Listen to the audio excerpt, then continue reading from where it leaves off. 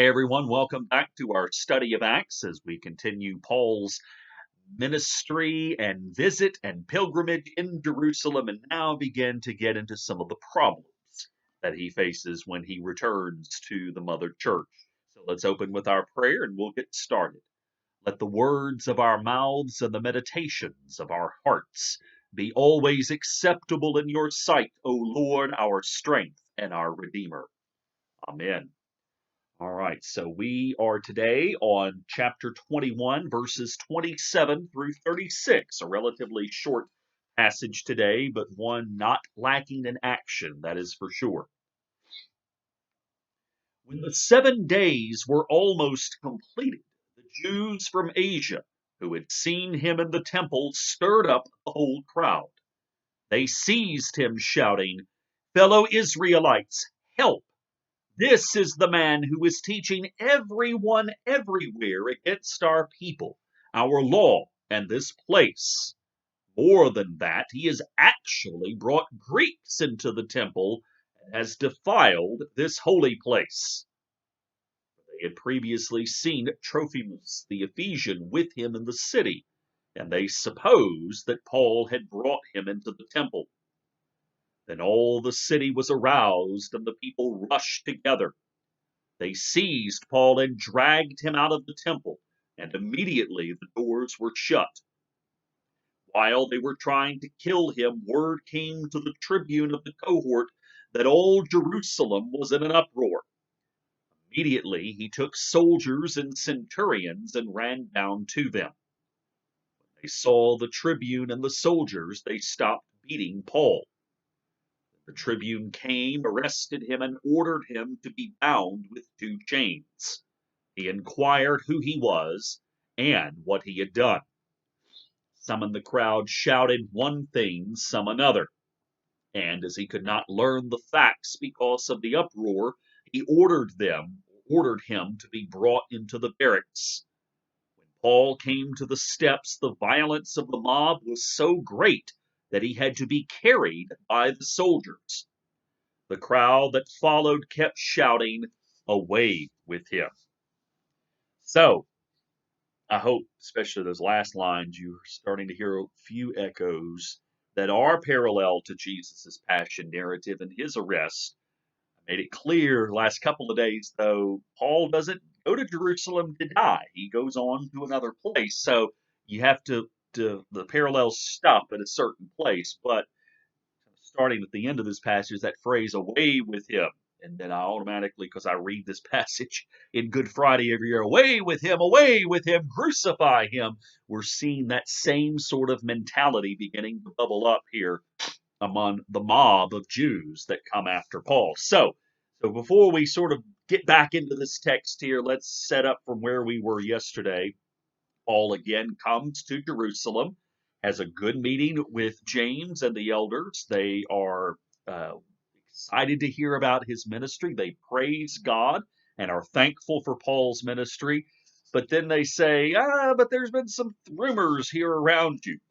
And they never come out and say this, but you get the sense they don't really believe these rumors, but they're going to have to answer for them with people within the church, but also with people outside the church. Because one of the things that's not really discussed here, at least up until the destruction of the temple, is that the church in Jerusalem, unlike in the other places, Gentile places where Paul has set up churches, needed the temple, and not the synagogue, but the temple, in order to continue to exist. So there was a symbiotic relationship, despite the fact that the Jews didn't like the message that was being proclaimed by the church, at least the Jews who were not part of the church, that is, they were tolerant of it.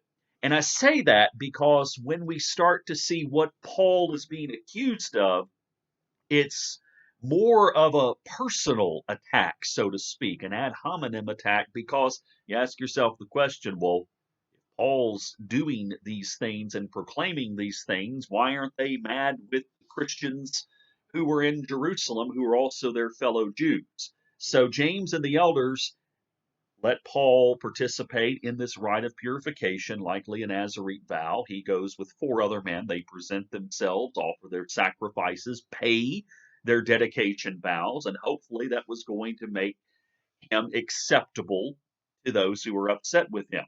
And so when we get in today, while we don't see it said explicitly, what is implied, and only we know this just if you follow along how Acts has worked to this point, the repentant Jews, i.e., the Jews who were Christians, were part of the temple, but also part of the gathering of believers, were probably satisfied by what Paul had done. Of course, a number of them already knew what he was doing. You can imagine that the church in Jerusalem was still adding numbers like everyone else. So those who might look at Paul and have heard these alarming accusations from other places might be a little wary of him, but when they see him in the temple, we're fine.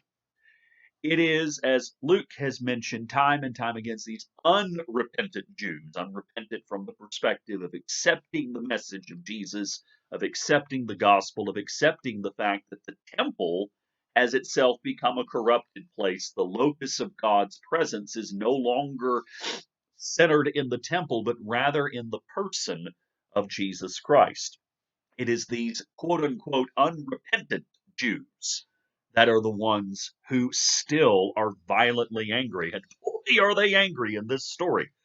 So the 7 days, as we jump into the reading now, verse 27, when 7 days were almost complete, Jews from Asia, well, again, they're there, not because they're following Paul, but because, again, it's Pentecost. So one of the 3 great pilgrimage feasts for Jews. They're there in Jerusalem, but Jerusalem is the big place, but it's a small town. Everybody knows when you gather for festival, even though there's thousands of people there, maybe tens of thousands, you know who's all there, especially if there's somebody that carries a reputation with them. You know, oh yeah, there's that Jesus guy. You know, whenever he would show up to Jerusalem or whatever he'd show up in any town, oh Jesus, somebody who carries a reputation. Word gets around fast that he's there. Well, Paul by now had a reputation. And depending on the perspective, that reputation was either good or bad, but he had one or the other. And so the Jews from Asia, who likely were some of the same ones who had battled with him and even chased him around to various places in Macedonia, Greece, Asia, all of these places where he had been, hear that he is there. And so they saw him in the temple, probably because they were looking for him. But, when you go into the temple to worship, you notice who's there. They see him in the temple, and so they stir up the whole crowd. So they stir up the crowd because, again, all of these things are being said. So here's that Paul guy right here. Oh, he's that guy who's talking about, throwing away our traditions and doing all of this stuff. So the crowd seizes him shouting, "Fellow Israelites, help!" And the Jews from Asia, the ones who were saying this likely, "This is the man who is teaching everyone everywhere against our people, our law, and this place. More than that, he has actually brought Greeks into the temple and has defiled this holy place." We'll come back. There's 2 allegations here. We'll come back to that second one about bringing Greeks in here in just a sec. But we know by now in the narrative of Acts, this is a patently false charge. This is, "Thou shalt not bear false witness." Here's the definition of false witness. Paul in Acts has never demeaned the traditions. Talked about yesterday, reminded you that he went through these very purification vows. He circumcised Timothy. He has always been respectful. And as we're going to hear in the great trials that come after today's reading, where Paul has to defend himself in front of several different groups, he repeats the adage, as we heard yesterday, that he is zealous for the law, just like the Jews who were zealous for the law needed to see that Paul also had respect for the traditions. As I said, the ones who were part of the church saw it, they're fine. It is these others that their zealousness for the law is that kind of zealousness that I talked about yesterday, is what we often associate with religious zealots today. It is that which inspires violence and discord, and you're willing to kill on behalf of your zealousness in your religion. That's the kind of zealousness that we see here today, or zealotry, whatever word. English teachers out there, forgive me for that. But the zeal of these believers is a misplaced and twisted kind of zeal. And so I just want to remind you again that not all zeal is bad. In fact, the zeal we talked about yesterday, I remind you again, that's a good kind of zeal, to be passionate for something and to ask the question, well, why are we doing things a certain way? I honor the traditions, I honor the prayer book, the Bible, all of these things. That kind of zeal is important for not only the functioning of the church, but to keep it grounded. That's not what we're seeing here today in this reading. And then they bring the charge after these patently false charges, heaps guilt upon them for doing that. He has brought Greeks into the temple and has defiled this holy place. And then we get the explanation that he actually did have a companion. I'm sure he had more than one companion with him who was a Gentile, but he had companions with him who, ironically, while they could not come into the sacred areas of the temple, they were allowed to at least be in the outer courts, just like we've seen with the crippled beggar early on in Acts. Gentiles could be around the temple court. And we've already talked about that it's not that Jews and Gentiles could not interact. They just could not mix in religious settings, hence the angst amongst the Jewish Christians about how does Paul make this work? We're not really supposed to be doing this. And of course, Peter before him in going to the house of a Gentile, which that was a big no-no. So there's a little bit of hypocrisy here, and there's a lot of supposition here. They just happen to see, oh, he's with the Gentile, and they figure out it's somebody from Ephesus. Oh, he must have brought him into the temple, which, if he had brought a Gentile into the inner court of the temple, and basically inside the temple, then that would have been a violation of the law. Again, it was made clear in the Mosaic law only those who have taken the covenant of circumcision are the ones who can come into the court of the Lord and who have purified themselves in a certain way. But Paul, being a faithful Jew, knows better than that. So again, this is a false charge, one that at least has some circumstantial evidence in this case, but again, it's not a true charge. So two hyped up false charges. And so, as we've seen with mobs many, many times now in Acts, they all were aroused and the people rushed together. It's interesting that Greek word aroused does carry a couple of different connotations, including one that's a more of a PG-13 version. Kind of an exotic kind of arousal, which, just again, just the which implies more of a animalistic sense. So, in essence, while it's not saying this, the word itself implies that they're just acting like creatures of base instinct. They are not acting as people who are following the will of God, but rather have given themselves over to their own passions. So, I think that word does have significance in this. Whereas Paul is faithfully following his course in spite of these challenges, the mobs of Jews here in this place are they're just totally gone astray by their desires, which was one of the great charges against the nation of Israel from the prophets in the Old Testament during many times in which the Israelites would stray from course. They seized Paul, verse 30, and dragged him out of the temple, and immediately the doors were shut. Well, the image of that is it's a powerful image. Shutting doors is always a powerful image in any movie or any book. But they had in mind to kill Paul. Their passion was to kill Paul, just as Jews, was it Philippi? Again, I get all these mixed up. But when he was, Pisidian Antioch, when they tried to stone Paul, remember that? They actually did stone him. They were so angry that they just let out all of this anger and rage upon him.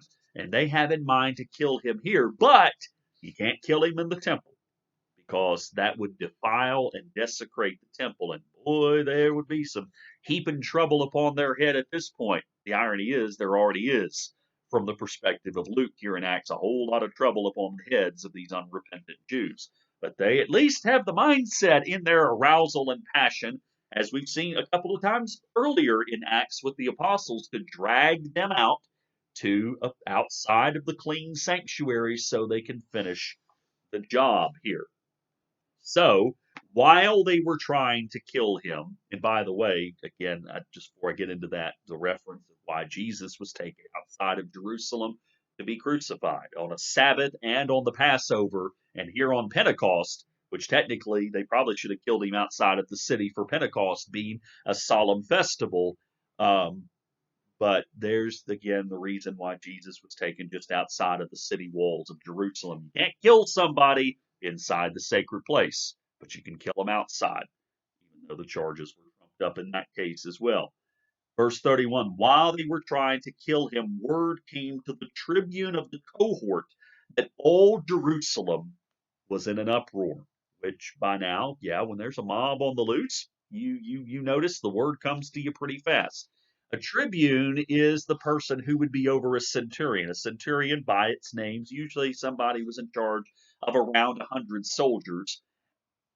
My understanding's a little vague, and I didn't look this up before this particular session, but tribune usually had around roughly 10 centurions or 10 companies that centurions would be over under its command, and plus some horse, some spearmen, some other things. So a tribune probably usually had around 1,000, 1,200 men. So this is a pretty significant officer. Tribune's not a general by any means, but not, it's probably, I'd say, more the equivalent of a major or a lieutenant colonel if we're trying to gauge military rank versus modern day military rank. So the tribune hears about this, and immediately he takes soldiers and centurions and runs down to them. Again, the Romans, in general, as we've said before, pretty tolerant unless you start a riot. When you start a riot, that's it. They're going to assert their authority. They try through peaceful means first, and then if they can't do it through peaceful means, then they're going to send in the troops and take no prisoners. So when the tribune saw it, he took soldiers and centurions, ran down to them, and they immediately stopped beating Paul when they saw them. So they were smart in that regard, at least. The threat of being arrested or even killed by these Roman soldiers made them stop just by their very presence there. So then it says, the tribune came, arrested Paul, and ordered him to be bound with 2 chains. He inquired who he was and what he had done. So they just walk in and just assume that Paul has done something because, well, they're attacking him. He must have done something. So, we would be, and in fact, it's one of the great conflicts today of policing and of how law enforcement is done is today, if somebody was getting beaten up by a crowd and the police were to take and arrest the persons being beaten up by the crowd, rightfully so, there would be an outcry. But in the law enforcement of 2,000 years ago, it was always assumed, because there was no innocent until proven guilty concept in Roman law by any stretch of the imagination. They see somebody, okay, where is the source of where the angst is? Okay, we're going to detain that person, arrest them, and then we'll sort things out from there. So a violation of rights from our perspective, but ironically, here today, and as we see going forward, it's actually the Romans who actually seem to respect the dignity of Paul much more than his own people. In fact, as we're going to see tomorrow, Paul actually finds it to be much safer in the jail of the Romans than he does in his own temple. So again, just the upside down nature of what Paul has done, turning the world upside down through his ministry as well as the ministry of others proclaiming the name of Jesus. Once they put Paul in chains, which fulfills the prophecy of Agabus, remember, who took Paul's belt, tied himself up, his hands and his feet. Well, now Paul bound by 2 chains, which likely meant chains around his arms, around his wrists, and around his ankles. So after Paul was bound, he inquired who he was and what he has done. And then at that point, the crowd starts back into it. Some shouted one thing, some another. And the chaos of the crowd is such that he decides to take Paul back to his barracks, where they likely had a version of a brig or something in those barracks.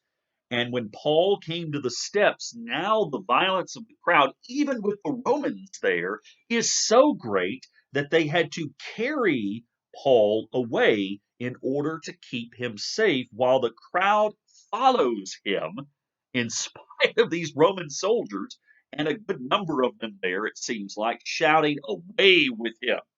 We don't want to see this man." And as we're going to see here tomorrow, they not only don't want to see him, they want to get rid of him. So, again, a short but very action packed passage for today. Paul has stirred up the crowds once again, but now that passion seems to be aroused even more now that he is on the home turf of his own people, the Jews, who clearly are not his own people spiritually, as their attitude toward him shows, as their fact of making up false charges shows, as their, even the ones who might not have accused him of this are taking no uh, effort whatsoever to investigate and to listen to him. They're just aroused by their passions and, as such, leading themselves on the path of destruction. Remember when Paul warns people on a couple of occasions, your blood be on your own head, or I am innocent of blood because I have warned people and have shared with them. And if the message of Jesus and this command and this imperative to come to Jesus to be forgiven of sins, if I've shared that message and you haven't done it, I am innocent of this, and the blood is on their heads. And indeed, from the passage of Luke here today, very much this is the build-up to what is about to happen, where indeed the blood falls on the heads of the Jews. I want to be very quick to say again, just like when we read the Gospels, particularly the Gospel of John, which by and large has definitely a little more negative attitude toward the Jews. Want to be very clear that we also have to watch, not worry, but watch about the fact that you can very easily step into anti-Semitism here. Luke is not anti-Semitic by any stretch of the imagination, and he's not portraying Paul in an anti-Semitic light, but simply saying that the Jews who have repented have become once again the chosen house of Israel along with these Gentiles. But the unrepentant Jews are fulfilling the prophecies that were told of Israel's destruction, and they are heaping up sin after sin on their own head from that prophetic perspective, which, as we've seen with all the times that Luke has quoted prophets here in Acts, he is very much aware of and is implicitly reminding us through these stories that the guilt and the blood guilt in particular is piling up as we go forward for these unrepentant Jews. So let's stop there. So tomorrow for Friday, our reading from the lectionary is to finish chapter 21, beginning at verse 37, but go all the way through chapter 22, verse 16. So a little bit longer reading, and again with a lot of stuff going on. So read that, come back tomorrow, and I look forward to seeing you and being with you tomorrow. The peace of the Lord be with you. Take care.